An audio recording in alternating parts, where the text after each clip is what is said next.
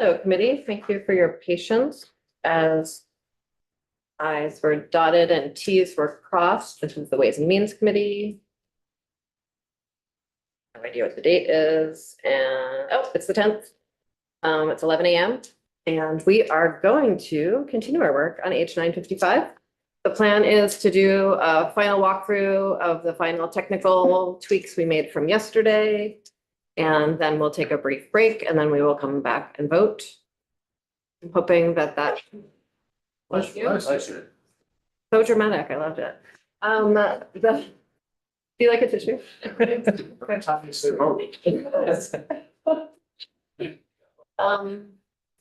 Yeah.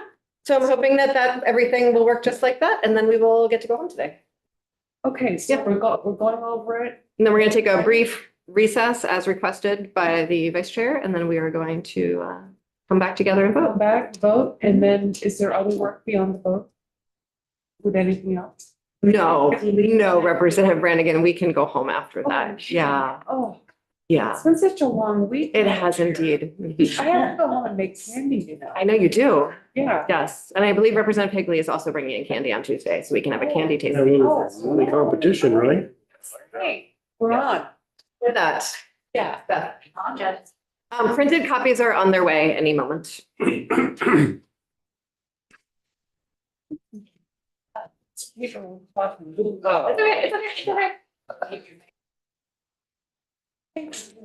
know, in the old days, they used to say the first run of maple was restorative. It cures all kinds of ailments. A lot of magnesium. St. James Office of Legislative Counsel. We have for you this morning draft 4.1. And an updated timeline. Where would you like to start? I love the updated timeline. It's so centering.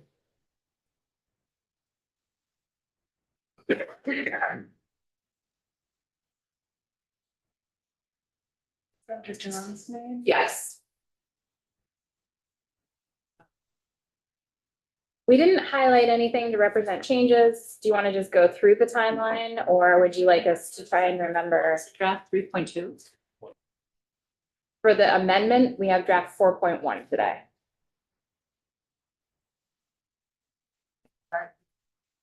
Just like a zippity. Okay. Or we could just look at it silently while you sit there. That would also work. Whatever option works for you. We're gonna do that. Let's feel centering. Let me know when to scroll up.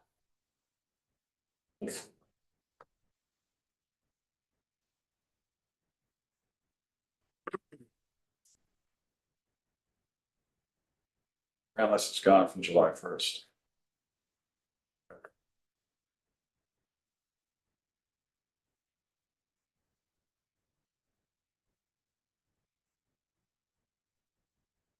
Do you have the date on there when grand lists will start to include number of dwellings per parcel? Just saw that. It's on the far right column on top. April 1st. April 1st, right over here. I could look more than on the table. Okay.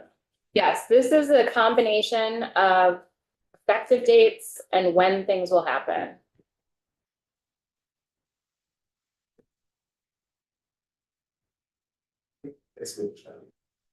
Yeah.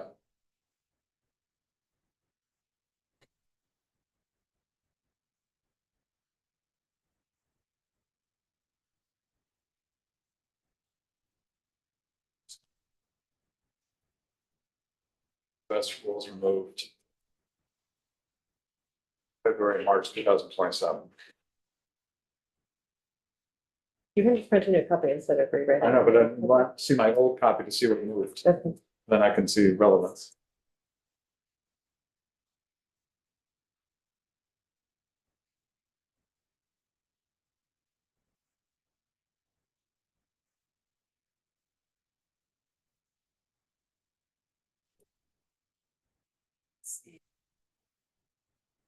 February, June.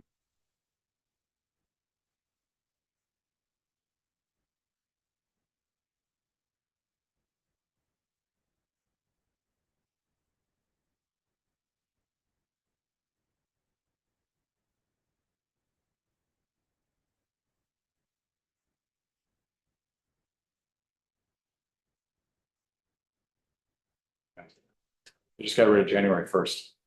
The 28th moved it all over. Okay. Good.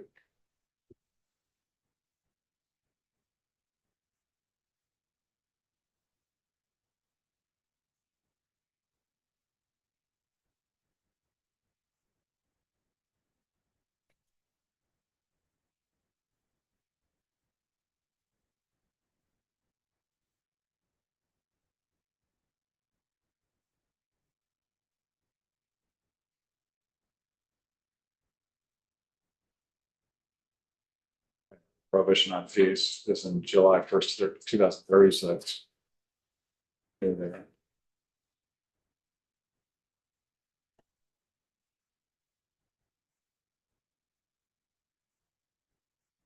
A name that's uncomfortable to do a bill with this many moving parts and magnitude and to feel like it's perfect, especially when so many hands are in it. And the bill is going to go to the appropriations committee. If we find a technical change we need to make, we can ask the appropriations committee to make it. We can make committee floor amendments. And then it's going to spend a lot of time in the Senate where fixes can also be made or unmade, as the case may be. Yes. So I Thank you. very much want us to do the very best we can, and I'm settling myself into the fact that it will not be perfect, and there is much space for improvement in the future. Thank you, Beth. We are ready for language. That is what I spent money on law school for sure. Those maps, the timelines. The timeout. Yeah. Feels good, actually. Take a break there. So we're on draft 4.1. First instance of amendment has not changed.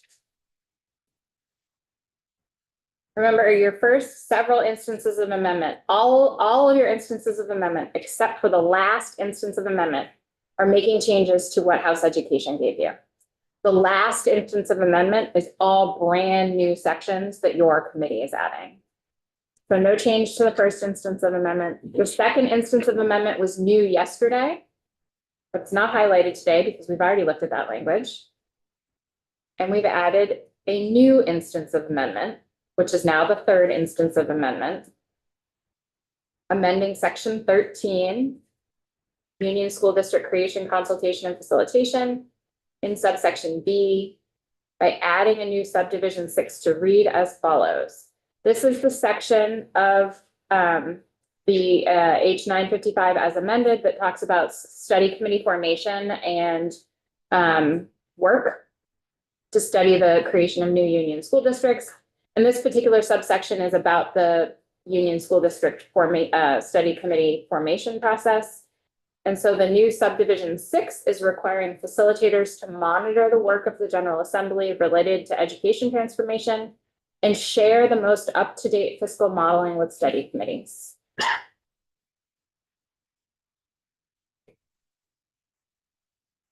That was at the request of Representative Odie, who wanted to make sure that they had the numbers as they came available. And it was the sort of a way that we can make sure that fiscal's very good work was available to those committees without doing anything inappropriate with how they're testing their work. And I should note, everything staff is going to walk through this morning has not been edited. So we'll get that edited. The fourth instance of amendment has not changed, but it is highlighted because it used to be the third instance of amendment. Fifth instance of amendment does have changes in it. This is the amendment to section 70 of Act 73, which is the effective dates section. And the new changes here are adding one of the contingencies for the foundation formula and several other parts of this bill and Act 73 taking effect. But I think we collectively call this the foundation formula contingencies. So adding a date to that third contingency that JFO would need to produce this data by. And that would be December 15th, 2029.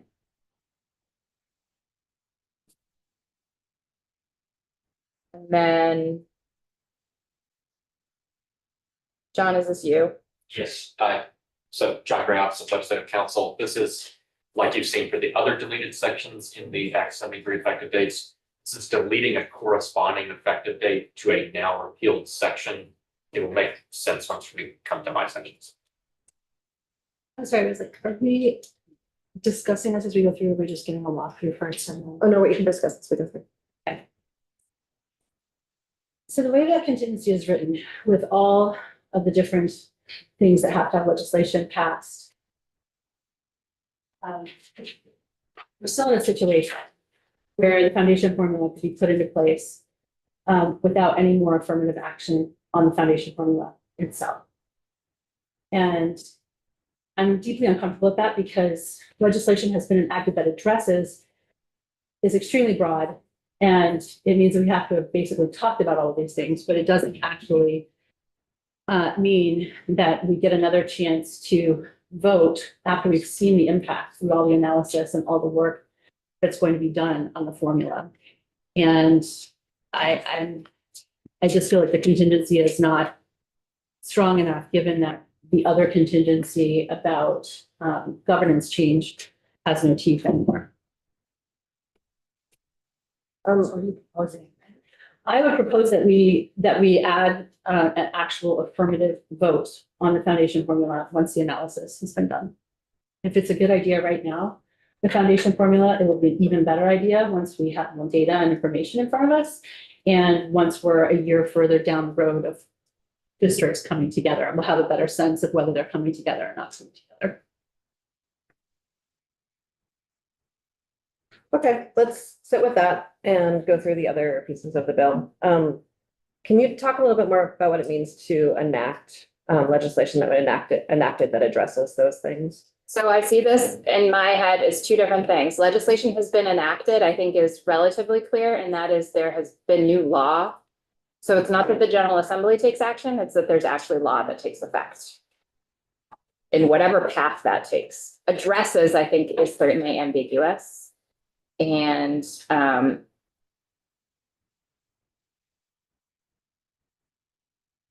is ambiguous. So legislation has been enacted, you've passed a law, or a law has taken effect that addresses the following. I think it is open to interpretation whether this contingency has been met, depending on the actions that are taken to address these issues. Can we see the other changes? In the effective date section, no. I mean, just that you have in front of you. Oh, yes. Sixth instance of amendment is just highlighted because it used to be the fifth instance of amendment, and we do have some changes here. So we're still amending the underlying House Ed bill. This is the legislative intent language related to pre-kindergarten education. Subdivision 1 used to read supports access for every pre-K child with equal payments and equal educational standards, and that has been changed to equitable payments, equitable educational standards. That was a request of the Superintendent's Association and the Business Managers Association yesterday. Okay. I mean, we generally use equitable and not equal when we're talking about this kind of thing rather than When I say equal, I mean 1 equals 1. Yes, When I say exactly. equal, I mean 1 yes, equals whatever that might Yes. make it. yes. But if they're the ones asking, Chair, if we can go back to that real quick. I know they were both equal before.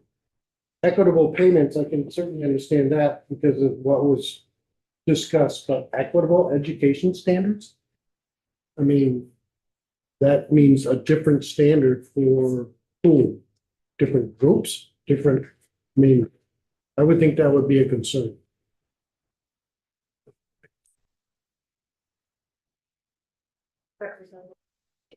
Could be an improvement because we have different standards for different programs right now. So in theory, this might be moving us towards the same standards for all programs.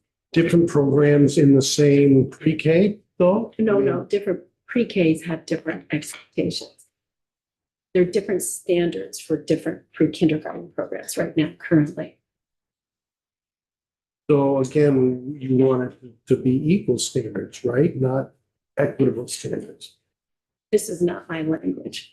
Oh. So I just, I can't speak to what they thought they were getting here. What do people think about equitable payments and equal standards?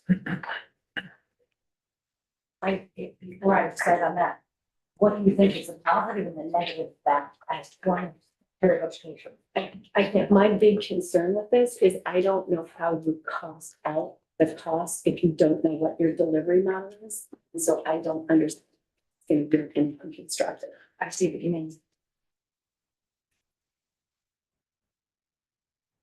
Problems. One wondering the same thing. Representative Burkhardt? So the educational standards that we're, is this the sort of EQS like term of art that we're talking about? Because I know some of these. Pre-K doesn't have EQS attached to it. It has a different set of licensing, but yes. But that's my question is I've watched some of the testimony in House Ed and there was a big discussion about whether there had to be licensed providers in every classroom in a private setting and the expense of that and the challenge that that would present for private providers.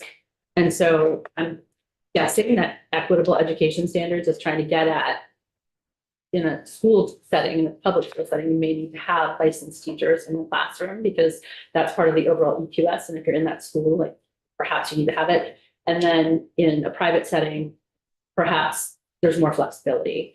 And I think that's probably what that was trying to, I'm only guessing, as Rebecca said, I don't know what they were trying to get at with equitable, but that's my guess, having watched the discussion, is just how licensed people have to be and what those kind of standards are in private sector.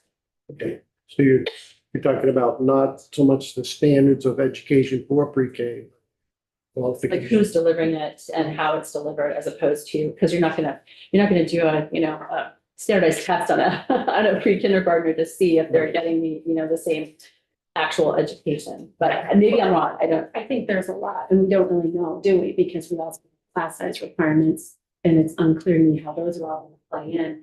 You can't have a class size of 15 in a home provider, but they might be approved to serve pre-qualified kindergarten. So it's gonna look different in different settings. Good. And then the question is, how do you fund that? And if you've only got 3 kids, it's pretty hard to generate enough revenue to pay you a full-time teacher salary. So there's, I don't know how a future legislature is going to try to work its way through that. Okay, thanks. Okay, so equitable. Cool. This is the JFO contractor report language in the same section. The changes on page 10, lines 6 through 7 are just updating to a more formal reference to the first children's finance study. And then on line 12, subdivision B, this used to be a $1 and then it was X's and now it is finally $75,000, an appropriation to JFO for the contractor.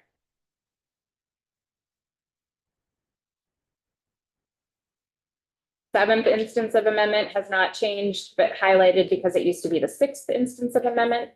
And the 8th instance of amendment is your big Ways and Means addition. This is the last instance of amendment, and this is where all of your new sections live.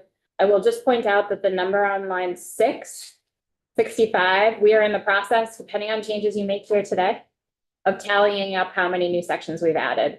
And we can't just subtract 22 from 86 because we've added like section 24A and 24B, 24C. So all that to say that number is going to change depending on where you get before a final vote.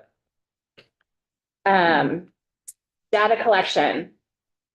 This is the amendment to section 4010C related to collecting weighting category data for tuition students.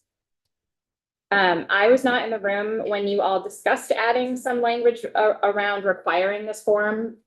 And I've done my best to capture what I think you were trying to get at with staying within, I think, the law. And so we're keeping the form requirement the same, but we're now requiring that the form is included with any residency verification forms and requests for public tuition funding forms required by a school district.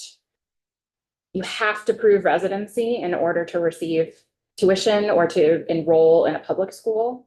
And so I was trying to tie those forms to something that you could legally require from for either enrolling the student or paying tuition. Thanks. Ed funding hasn't changed. Section 24 is I think what we've been referring to as the top-off provision, or preventing schools that are eligible to receive tuition from charging tuition or fees beyond the amount of the foundation formula that they receive for any particular student. Section 24A is new, and it is legislative intent to state that Section 24 only takes effect at the same time as the foundation formula, provided any applicable contingencies have been met. And then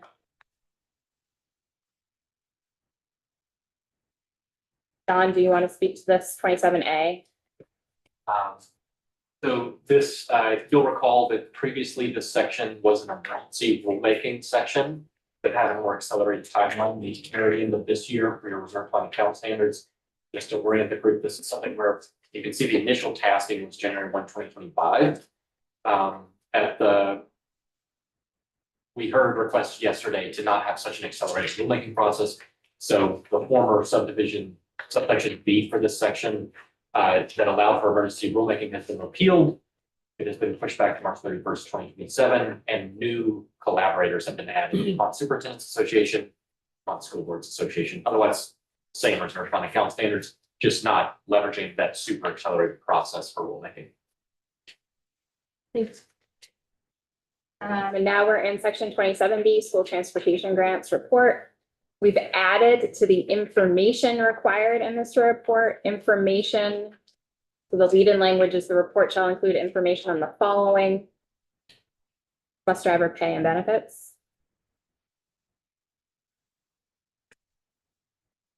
and then we're now in the recommendation section of the report. So the report shall also include recommendations regarding, and we're going to go to page 24, line 12, subdivision G, how to ensure a student who attends a CTE center other than the student's assigned regional CTE center due to enrollment constraints, program availability, or some other barrier has access to transportation to the same extent as students attending an assigned CTE center as provided pursuant to this provision. Oop, this has not been edited yet, so I will add that section of law in.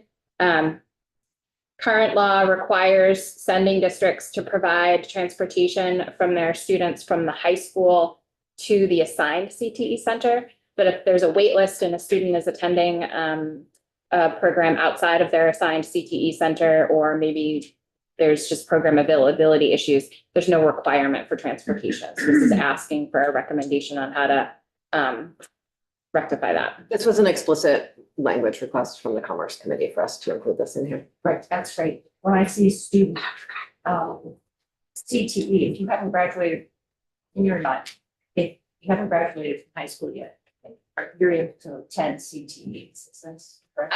It depends. There's a whole host of complications depending on whether you have a diploma, whether you're enrolled somewhere, whether you're part of the adult diploma program, whether you're an adult CTE. It's not a simple question. So all potential students are going to be looked at here. And again, this is a report and this is what the Commerce Committee is asking for.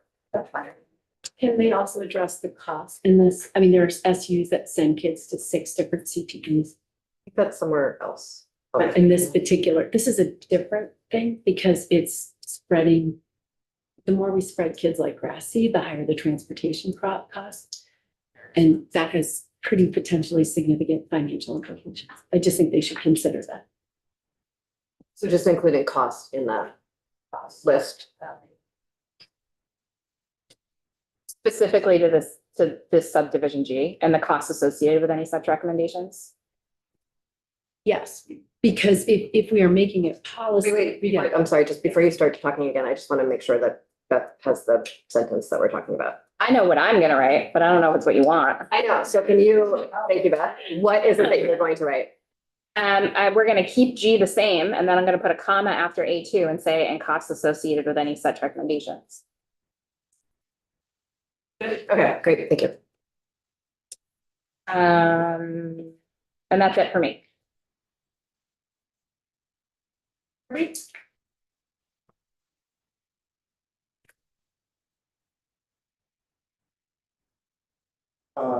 Only one change, so maybe it's just not bother. But not bother what? Oh, you're welcome. You were totally gonna stay there. Was it traffic in there? Okay, so Kirby Keith, much for the council. Not bother. Not bother me. So the only change for my sections is to push back the date at which assessing officials would start to put dwelling units on grand list. Up until now, it had been July 1, 2026. This changes the effective date to July 1, 2027. And I added some clarifying language there to avoid confusion that it will apply to grand list lodged beginning in calendar year 2028. So effectively, it would be April 1, 2028 is the first time that this happens, which lines up with the rest of the classifications timeline because tax in 2029 will start their transition. Well, 2029 is when tax will start doing it. And then leading up to 2029, the same year, 2028, is when the transition provisions would be going on for tax to start setting it up. So this lines things up where there's not as much gap as before. And eliminates a year in which assessing officials would be doing work that at the time would not be used for anything. And it was the departments that thought this would be better. And the grand list assessment date is still gonna move to January 1? It will, but at this point in time, it will still be April. It was 2031 is when that, assuming 930, H 933 makes it all the way through. That's where that changes. It's in a different bill. So lodged? We use that?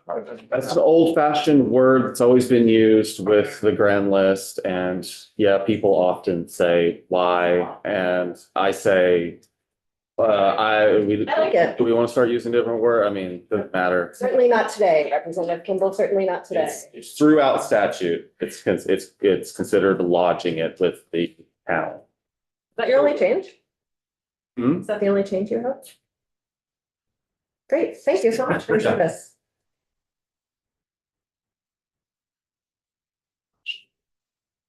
Okay, What is lodged bill? I think that would be a different thing. The lodging association might come. Maybe it'll arrive now just because we're talking about them, who knows? Three times all here. Okay, good morning. Okay. Mhm. I'm John Gray. Legislative Council. And surprise, surprise. Screen share.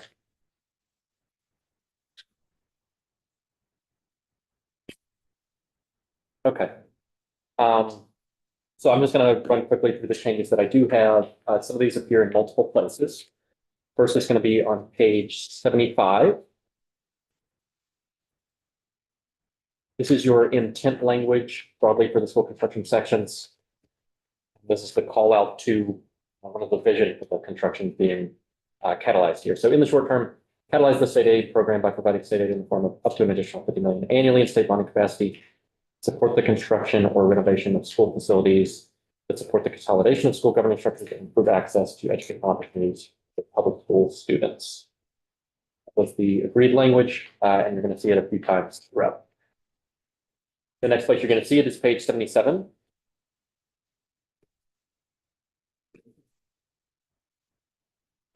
Just as I talked about before during Beth's sections related to reserve fund standards, we have an update to remove the emergency rule provisions that were related to this rulemaking for construction.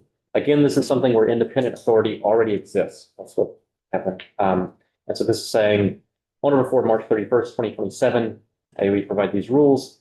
And then you have the updated call out, as I just discussed, construction or renovation of school facilities, support the consolidation of school governance structures, and improve access to educational opportunities for public school students. I'm not saying we should change this. I'm just saying that the opportunities here are not in. When I think about where it makes sense, the I don't know how else to say this, except that when you think of Rutland, for example, there are 5 very small high schools with very few students, and they could serve because of Profound and or Montpelier for that matter. Since we talked about Montpelier yesterday, the losses of population are so profound, you could put multiple nearby schools into fewer buildings. It's not the governance, it's that we want these plans to be looking at how we are bringing high school students under fewer roofs. And so my only concern with this is that the entire emphasis here is on governance and not on how do we take offline, schools that are beyond their life and in flood zones, and think about a future where we're actually using facilities to serve kids better. Does that make sense? And I think our obsession with governance is maybe blinding us from the fact that there's some, underneath that governance, there has to be some intention to how we reorganize it. And I think everyone has exactly those scenarios that you're describing in mind as we go through this language, and I see what you mean about how it's not perfectly aligned with that. And there's a whole set of other prioritizations that are linked to this that do address that. Where are they again?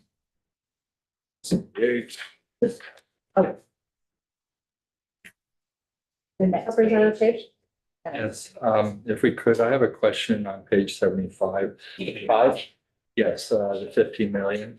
In my notes, we talked, I think it was Mr. Kramer that spoke about possibility of conflicts with the CDAC recommendations.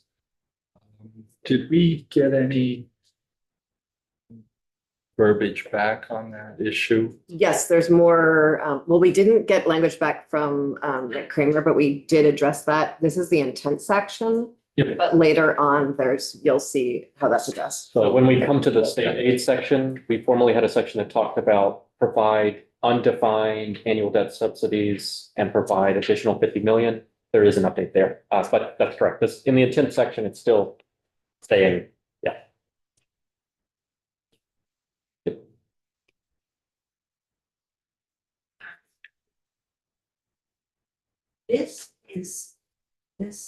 We're here in section 67 on line 5, page 77. From line 7 to line 14, up to line 16. Is that talking about what the intent is for the store bus? The way to think about this is when you grant, you are delegating rulemaking authority to an agency. And so generally that's extending a kind of legislative role to the executive branch, right? And so whenever you do that, you need to cabin the executive's discretion so that they're following a discrete set of outlines, right? And so that's what you have here is this is the legislature expressing its cabining of that rulemaking authority. It's saying AOE, you have to adopt rules. It's not an exhaustive list of what the AOE will do in its school construction rulemaking, but it's saying you do need to do these specific things. So when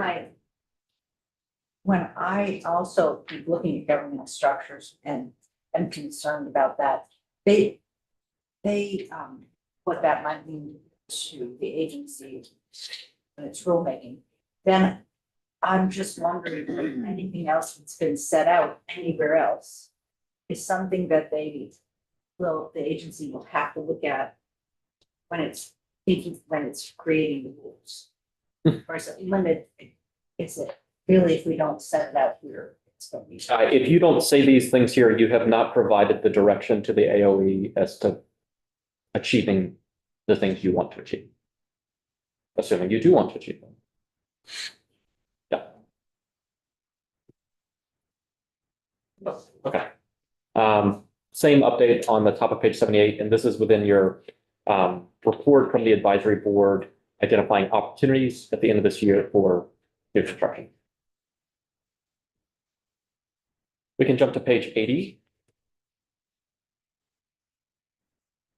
This is within your, we're looking at section 71. And what you may recall from previous drafts is that there was an update to the advisory board's membership. It added a new 9th member as a voting member, right? And that was your school construction program director. Just for orientation purposes, the advisory board is advising the AOE and having an AOE member as one of the members of the advisory board. That has been updated in this draft, no longer a member of the advisory board, but they would staff, the school construction program director would staff that advisory board that would then assist. We can jump next to page 86.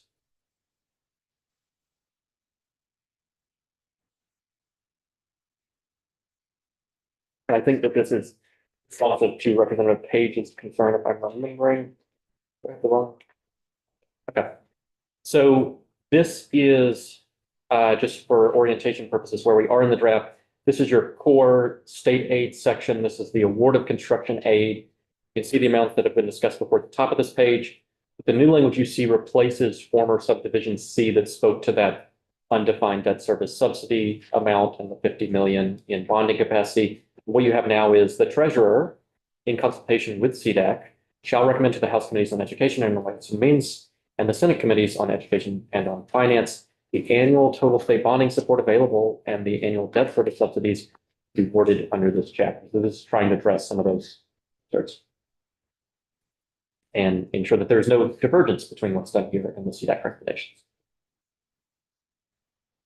Next is on the subsequent page.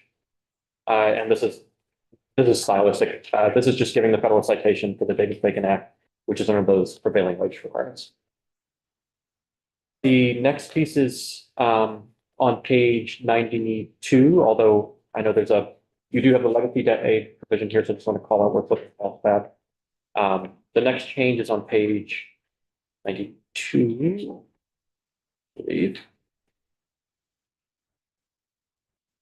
And it's a small one. This was at Representative Odie's suggestion. It's a nice clarification in the ballot language that is provided upon the concurrent authorization of bonding for school construction and your supplemental district spending.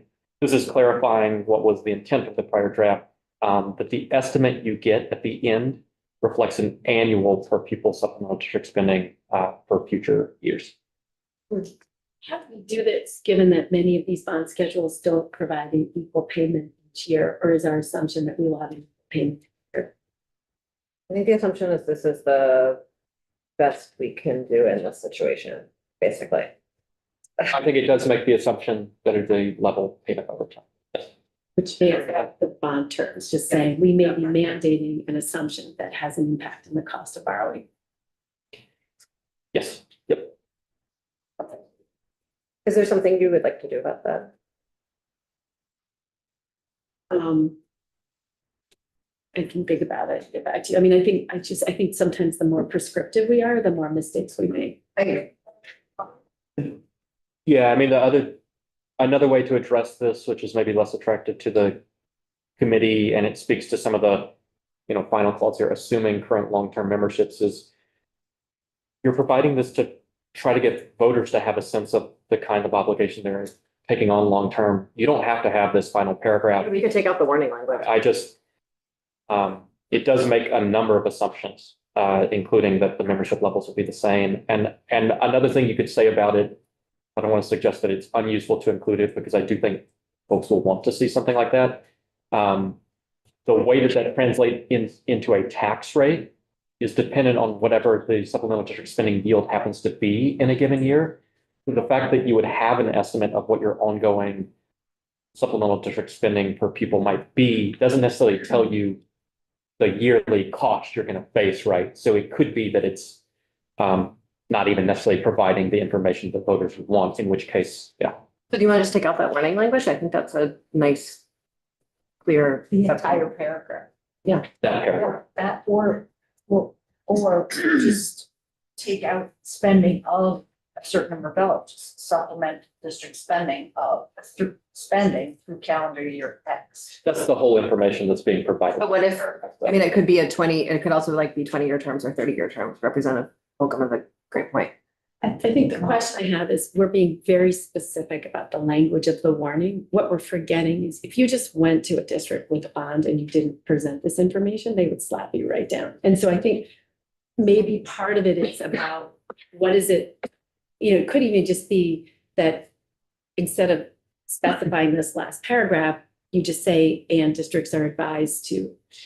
Yes, include information on X, Y, and Z. Yeah, and district includes that information, include information around their warning all the time, right? Right, Yes. that's, Yep. I mean, if you didn't, voters would turn you down, as I think Charlie knows. So, so it's, you have to be you have to sell a bond. They're not just gonna vote for it if they don't understand the implications. But I guess my concern is every time we are very, very specific, we may force another behavior that may actually not be desirable. So we're cutting that paragraph.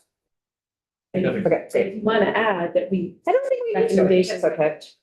yeah, I think you don't have to because, as you know, this is presented concurrently with the bond authorization, which is going to contain the terms that Mhm. educate the voters. So I'm happy to strike that. The next changes are 95 through 99. These are the final sets of changes I At have. this point, I'm imagining that if anyone has an objection, they are speaking up so that when it comes back, okay, great. Fine, say that out loud instead of thinking inside my head. Great. So all the changes that I'm going to talk through here are related to requests from the tax department for the Education Fund Advisory Committee language that was set out in Act 73 and 2 tax reports that were set out in Act 73, the deadlines that were provided. In section 79, you see added to the list of repeals from Act 73, the section 57 updates to the Ed Fund Advisory Committee. Just to explain what that is, Act 73, which did not create the Ed Fund Advisory Committee, Act 127 created the Ed Fund. but dramatically amended the directives. 24. So Act 73 dramatically amended the directives that pretty seriously changed the scope of what they did. And it was on a timeline that would be in advance of this bill's timeline for the foundation formula. And so when Beth was walking through her sections, you noted that I called out the deletion of the corresponding effective date for that piece. We'll come to amendments to the Ed Fund Advisory Committee, but here you see the Act 73 provisions repealed because they're being replaced with new updates to the Ed Fund Advisory Committee's directives. stop you in the middle of 93 before you scroll by. Sure. Excuse me. I mean, just gonna be the bond that, in D, I know I've said this several times. I have concern about this. This has nothing to do with public and private, but it has to do with the fact that the tuition cannot be the base plus adjusted weight because there are administrative costs that adhere to the district that have to be paid for out of that base plus weight. And so this is an overfunding of tuition students regardless of where they go. And I find this language very, very problematic. If you think of a K-12 tuition district, if they had to pay the entire payment out, there'd be no SU to actually issue those checks.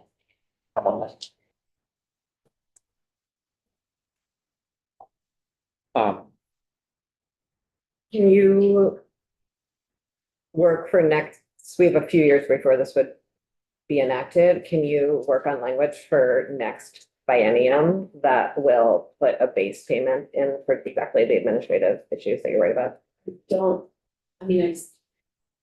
That's my point. This whole thing is a leap of faith right now. And I'm really struggling to have that faith right now because I don't know what that weighting study is going to do. I think there should be a fixed piece of the base and a variable piece of the base. I can certainly make recommendations, but this just objectively to me is an example of my concern that we may not understand what we're doing. Thanks.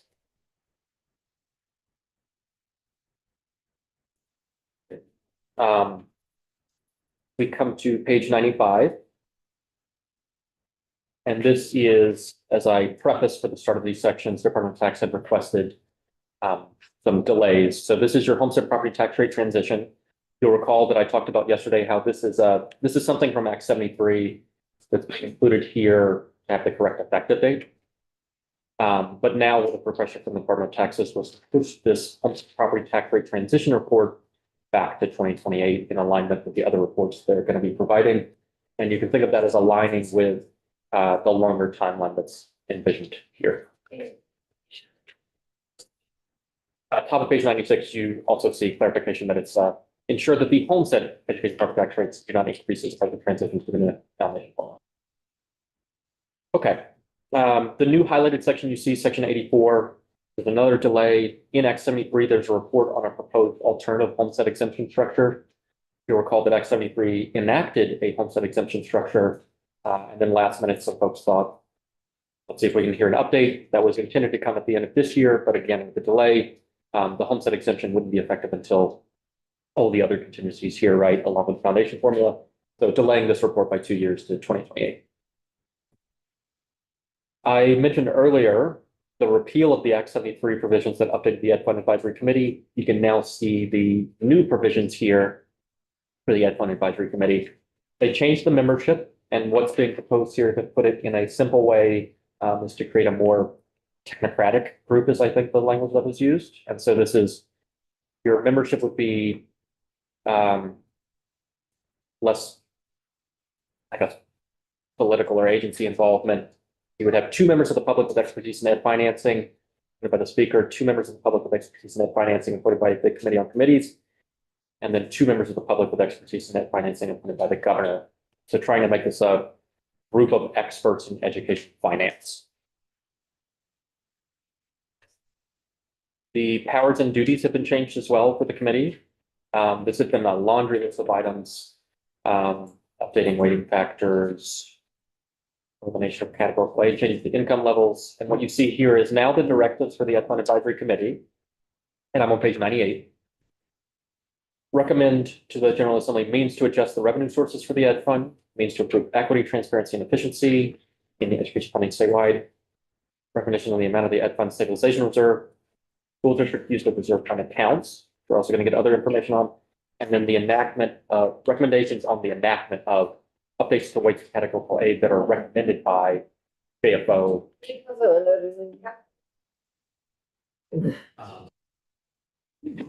Thanks for opening it before. Recommended by JFO or, and I think, And this is because the way it was drafted a bajillion years ago, it had this committee actually doing all of the recalibration work, which was never actually what another part in statute says. It's always been AOE and JFO doing that recalculation work. And so it was like a weird duplication. The idea is that they are being sort of the custodians of that process as like a board of sorts, like CDAC. Do like that you said custodian, because they can ask for funding. And so, Yes. If they're gonna play that custodial role and they appreciate it, does it also make sense to put someone from the school boards on there? Because the choice of revenue sources is having a profound impact on our property taxes right now. We took out, yeah, so the idea is that the sort of 3 appointing bodies could appoint someone from the school boards, but sort of all of the more, the superintendents were taken out, school boards were taken out, the governor was taken out, the AOE was taken out. It's just sort of technical experts, and those technical experts, one of them could be a school board member. It just wouldn't be appointed by the School Boards Association. So we think being a school board member makes you a technical expert. No, I'm saying the opposite of that. I- So that it would be if a technical expert was a school board member, then one of the appointing authorities could pick that person. I understand. I guess Okay. my question is, I support the idea of having 6 people with deep expertise of education finance, which is a pretty specific skill set. Yes. And does it also, in addition, make sense to have one person who represents school boards to tighten the connection so people have a better understanding of what's happening and not happening in the ed fund and in the revenue raising? Because very small decisions that we make here have a very profound impact on education property taxes that school boards cannot see. I appreciate that. I think if we did that, then we would also need to add the Superintendent's Association, and then we would need to add the NEA, and then we would need to add the governor's. We have the AOE. It just becomes, it's become sort of a natural cascade from there. So that's your perception. I mean, I guess the difference I see is that school boards are democratically elected governing bodies that boss those other people around. So I mean, just trying to keep it small and Yeah, I appreciate understanding that that, it's a fundamental difference. I appreciate that. And they're also the ones who go face to face with voters. And the prosecutors don't have to do that. I mean, lately, it seems like they do, unfortunately. Yes. Yeah. I also need to call it a clarification. I realize your paper docs are correct. I have an old tab open. I made one update. It is in your paper documents, which are correct. It's also in the posted. I just literally have an old tab open. It should be enactment of any updates to wage category recommended by JFO and the Agency of Education. That is what's in what you tab. Yes. So That's what happens, yes. yes, have an O tab. Yes, sub five, and the editors will correct the numbering as well. So we're not gonna discuss putting in a school board member on this group. So this language went back and forth with tax and they also agreed to it, so we would need to, I think, have them back. Let's just think on it.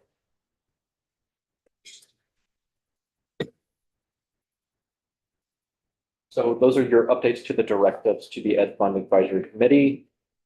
And the other piece that you see here on page 99, the first meeting was to be called this summer. And that's now pushed back to 2031. As you can imagine, with the shift in scope as to what the committee is doing, more of like an advisement of the new structure that you do have, rather than a committee that's getting you through a transitionary phase to that point. One clarified question, Representative Holcomb, were you saying that a school board member should be on it or the school boards association should School boards recommend, should appoint a person? Yes. Okay, thanks. And I'm assuming it couldn't, so you can decide. Usually we just do the VSBA plus designate. Or designate. Does anyone have any objections to adding that? Okay, great. Okay. What are we adding? Sorry. That the one of the appointing authorities on the list for the three appointing authorities, the VSBA is also an appointing authority. Oh, so add a new 4. Will you go up? Right, the way that it's done, yeah. You go scroll up to where it's committee and committees, et cetera. Oh, that's this one here. Yep. I can't, we're in different tabs. I have screen share pause because I was trying to confirm. That's why we're used. Thank you. Oh, cool, thanks. We're here. So I guess, Rebecca, are you just asking to add 8 back in?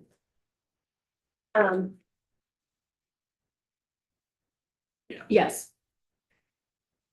Let's add 8 back in. Okay. Was it that a committee that doesn't meet for another 5 years isn't a committee? Just line that up. Thanks, Charlie, that's really helpful. Sorry about the pause. I think that is basically it for my sections. Also have, just to remind the group, when you're trying to confirm all the effective dates, which that would be a lot of work to do, you would need to check both IFBET sections for section 18 and this final section. The pieces that you see added on page 100, the new sections for that homestead exemption structure report delay and the amendments to the Ed Fund Advisory Committee themselves take effect on passage, but as you can imagine, the reports themselves don't come till later, so it's just changing the session law that authorizes that. The first meeting still wouldn't occur until 31 for the Ed Fund Advisory Committee, but the updates that ensure they don't have to meet this summer happen right now or upon passage. The other little tweak here is to add for the call outs to Act 73 contingencies. Kirby noted this in his walkthrough yesterday, but when he was trying to explain what the contingencies were, I think it's helpful to call out as amended by this act to make clear that to make sense of the full contingencies, you need to look in 2 places, not just 1. That is it. Thank you. So folks, we are going to take a 30-minute break. This is not a lunch break. This is a talk amongst yourselves and come back break. I promise we'll eat. So we had another meeting scheduled at noon. Are you saying we need to cancel? Was it a meeting from 12 to 1? It's a 12 to 12:45 meeting, followed by a 12:45 to 1 meeting.